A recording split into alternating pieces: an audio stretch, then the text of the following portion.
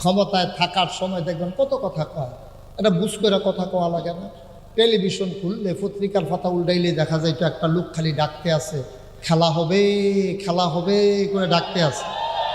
ফলা মানে প্রত্যেক দিন শুনতে শুনতে প্রত্যেক দিন খেলাত নাইমা গেছে গা, নাইমা দেহে ফেলে আর ভাগ্যা গেছে, ঠিক কিনা কম?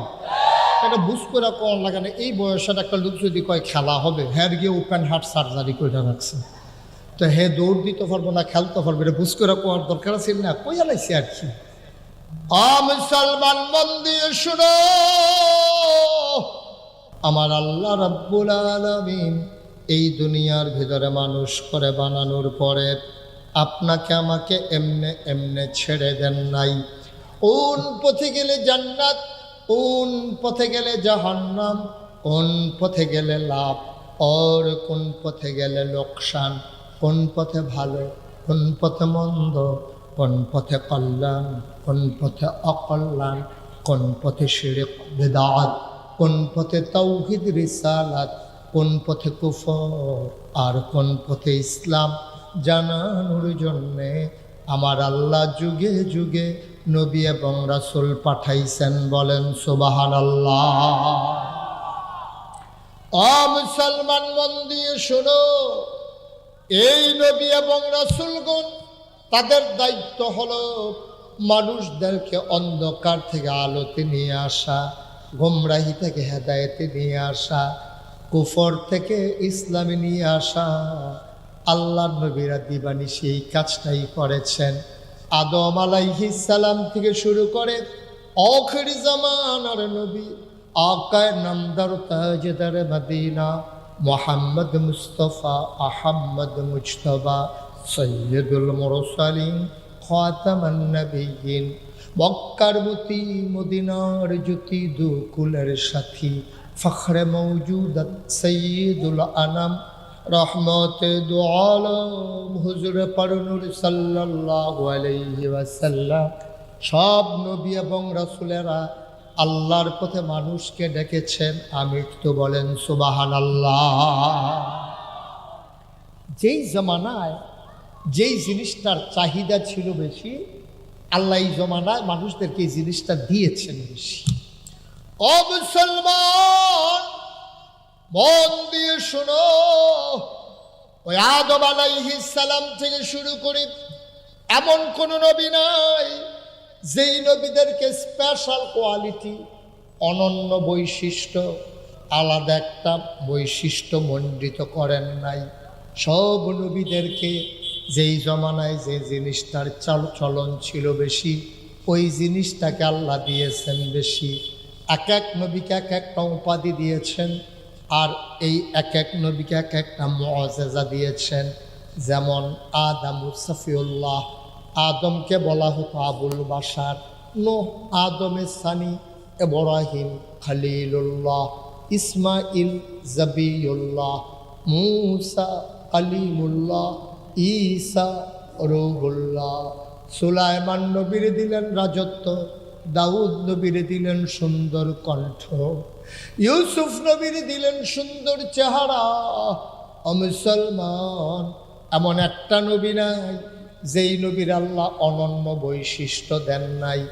স্বাভাবিকভাবে প্রশ্ন জাগে, সব নবীরে সব দিলেন, আমার নবীরে আপনি কি দিলেন? সুবহানাল্লাহ বলবেন না? আমার নবী কি ছোট নবী না বড় নবী? শুধু বড় না অনেক বড়? শুধু অনেক বড় না সবার চাইতে বড়? আমার নবী সবার চাইতে বড় নবী। নবীর বিখ্যাত তিনটা উপাধি, তিনি ইমামুল মুরসালিন, তিনি খাতামান নবিয়্যিন, তিনি রাহমাতুল লিল আলামিন। সুবহানাল্লাহ কয় না? তিনি ইমামুল মুরসালিন, তিনি হইলেন সকল নবীর ইমাম। প্রমাণ আছে নাকি নাই? ও মুসলমান, এটা শুধু কথার কথা না, নবীর দেওয়া কথা আল্লাহ দিয়েছেন। আর আমরা বলেছি বিষয়টা এমন না। আল্লাহ তাবারক ওয়া তাআলা ওনারে বিখ্যাত তিনটা উপাধি দিলেন, একটা একটা করে আমরা প্রমাণ করে দেব। এক নম্বরে তিনি ইমামুল মুরসালিন। তিনি যে ইমামুল মুরসালিন, প্রমাণ কি? আল্লাহর নবী ঘুমিয়েছেন উম্মে হানির ঘরে, জিবরাইল এসে সালাম দিলেন, আসসালাতু ওয়াসসালামু আলাইকা ইয়া রাসূলুল্লাহ। আসসালাতু ওয়াসসালামু আলাইকা ইয়া হাবিবাল্লাহ, আসসালাতু ওয়াসসালামু আলাইকা ইয়া শাফিয়াল মুজনিবিন, আসসালাতু ওয়াসসালামু আলাইকা ইয়া রাহমাতাল লিল আলামিন। সুবহানাল্লাহ বলবেন না?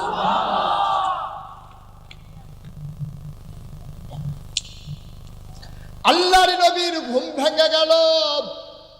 জিবরাইল তাকে কয়, নবী গো, ও নবী উঠুন। আল্লাহর নবী উঠলেন, ঠান্ডা পানি দিয়ে ওযু করলেন, হাতে ধরে ধরে নিয়ে যাওয়া হলো কাবার চত্বরে। নবীকে শুয়ে দেওয়া হলো চিৎ করে। জিবরাইল আলাইহিস সালাম সহযোগী হলেন হযরত মিকাইল আলাইহিস সালাম। নবীর গলার নিচ থেকে নাভি পর্যন্ত কেটে দেওয়া হলো, পাঁজরগুলো উল্টে দেওয়া হলো। ও মুসলমান, ভিতরে হাত ঢুকাইয়া কল্প হার্ট বের করে নিয়ে আসা হলো। জমজমের পানি দিয়ে ধুয়ে ভেতরে আবার ঢুকিয়ে দেওয়া হলো। টান টান করে চামড়া সেলাই করে দেওয়া হলো। বিজ্ঞানীরা মেডিকেল সায়েন্স এখন যে আবিষ্কার করেছে ওপেন হার্ট সার্জারি, আর নবীর ছিল সেনা সাক, আর বিজ্ঞানীরা আবিষ্কার করেছে ওপেন হার্ট সার্জারি। তৎকালীন জামানায় ১৫০০ বছর আগে চিকিৎসা বিজ্ঞানের যথাযথ উৎকর্ষতা ছিল না, মেডিকেল সায়েন্স তত দূর আগায় নাই। ওই জমানায় নবীকে সেনাসাক করা হলো। বিজ্ঞানীরা গবেষণা করলেন, ওখান থেকে ওপেন হার্ট সার্জারি আবিষ্কার করলেন। মুসলমান, আল্লাহর নবীকে করানো হলো। এবার একটা জানোয়ারের উপরে বসিয়ে দেওয়া হলো, নাম বোরাক। বোরাকের উপরে নবী শক্ত করে বসলেন, সকর একটা উড়াল দিয়া নবীকে নিয়ে চলে গেলেন মসজিদে আকসার সামনে। আল্লাহর নবী কয়, আমি গিয়ে দেখলাম মাঝরাতে অসংখ্য ওট, গোড়া, গাধা বেঁধে রাখা হয়েছে মসজিদে আকসার সামনে। আমি জিজ্ঞেস করলাম, জিবরাইল, ও জিবরাইল, এই মাঝরাতে কারা আশ্রয় বাহনে করে? কয়, ভেতরে গেলেই দেখবেন কারা এসেছে। আল্লাহ নবী ভেতরে ঢুকলেন, তাকায়া দেখে এত বড় মসজিদ, মসজিদ আকসা কানায় কানায় পূর্ণ, একজন মানুষও আর নামাজের জায়গা নাই। বলো সুবহানাল্লাহ।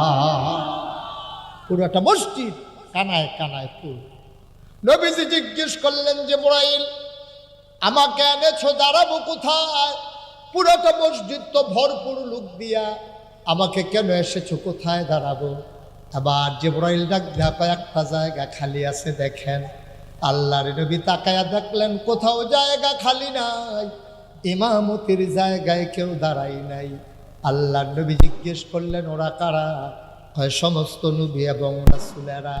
কই ইমামতির জায়গা দেয়া? কয়, নবী গো, ও নবী, আজকে ইমামতির জায়গায় কেউ দাঁড়াবে না, সবাই অপেক্ষায় আছেন, আপনি ইমাম হবেন, আর আপনি যে ইমামুল মুরসালিন, এই কথার বাস্তবায়ন ঘটাবেন। বলেন সুবহানাল্লাহ।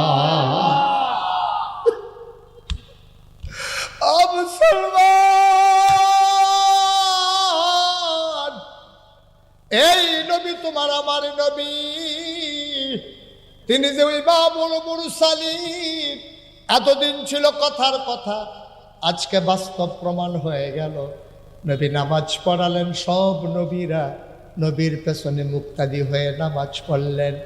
আল্লাহর নবীর 3টা বিখ্যাত উপাধি, একটা হইল ইমামুল মুরসালিন, 2 নাম্বার হলো খাতামুন নবিয়্যিন। প্রমাণ কি? নবী নিজেই বলেছেন, আনা খাতামুন নবিয়্যিন লা নবিয়্যা বাদি, আমি হলাম সর্বশেষ নবী, আমার পরে আর নবী নাই। সুবহানাল্লাহ। আমার নবী যা বলেন সত্য না মিথ্যা? মুসলমান, জীবনে নবী একটা মিথ্যা কথা বলেন নাই। নবী নিজেই বলে দিলেন, আনা খাতামুন নবিয়্যিন লা নবিয়্যা বাদি, আমি হলাম সর্বশেষ নবী, আমার পরে আর নবী নাই।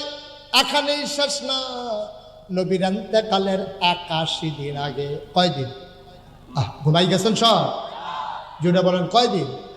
নবীর ইন্তেকালের 81 দিন আগে নবী বসে আছেন আরাফার ময়দানে, জাবালে রহমত পাহাড়ের কিনারে। নবী বসে আছেন, পরন্ত বিকেলে সূর্য ডুবো ডুবো প্রায়, সূর্যের সোনালি রোদ টুকুন আমার নবীর চেহারা মুবারকে পড়েছে।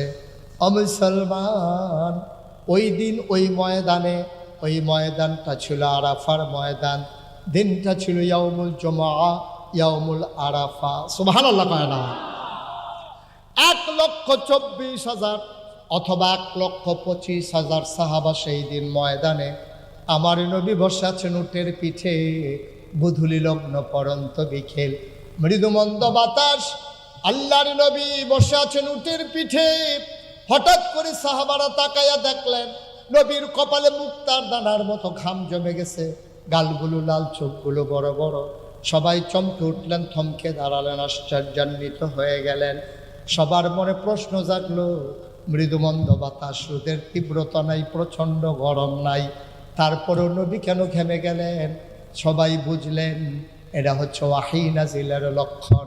আল্লাহ তাবারক ওয়া তাআলা কুরআনুল কারীমে কয়, লাউ আনসালনা হাযাল কুরআন আলা জাবালিল লারাআইতাহু খাশিআম মুতাসাদ্দিআম মিন খাশিয়াতিল্লাহ। ওহিরামন পাওয়ার, ওহিরামন লোড, ওহিরামন ওজন, ওহিরামন লোড সইতে পারে না উট। দাঁড়ানোর টাস্তে করে বসে পড়ল। আল্লাহর নবী দাঁড়ালেন, তিনি মুচকে হাসলেন। ময়দানে ছিল 1,25,000 সাহাবা। কোনো মাইকের ব্যবস্থা ছিল না, কোনো সাউন্ড বক্স ছিল না, সাউন্ড সিস্টেম ছিল না। আল্লাহর নবী একটা ডাক দিলেন, শুনো। সাহাবায়ে কেরাম কয় 1,25,000 সাহাবা আমরা ছিলাম। সামনের মানুষটা নবীর ডাকটা যেমনি শুনেছি, পেছনের মানুষটাও নবীর ডাকটা এমনি শুনেছি। আর আমরা মাইক লাগাইয়াও পেছনের মানুষকে শোনাইতে পারি না, না? অভিযোগ চলে আসে, বাইরের মাইক বাজে না। আর 1,25,000 সাহাবার সামনে নবী ডাক দিলেন, শুনো। সবাই কয় সামনের মানুষ যেমনি শুনেছি, পেছনের মানুষকে এমনি শুনেছি। নবী কি বললেন? নবী ডাকে বললেন, শুনো। সবাই তাকিয়ে আছে অবাক বিস্ময়ে।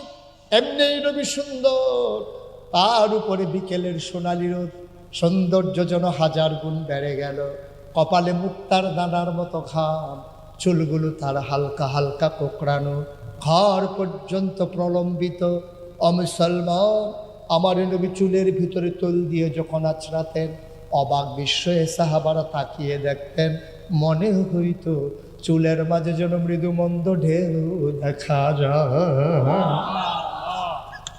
নবীর কপালটা ছিল চওড়া, ভ্রুগুলো ছিল নবীর জোড়া ভ্রু। আমাদেরটা যেমন মাঝে ফাঁক, নবীরটা ছিল একসাথে লাগোয়া, ধনুকের মতো বাঁকা তার ভ্রু। সুবহানাল্লাহ কয় না?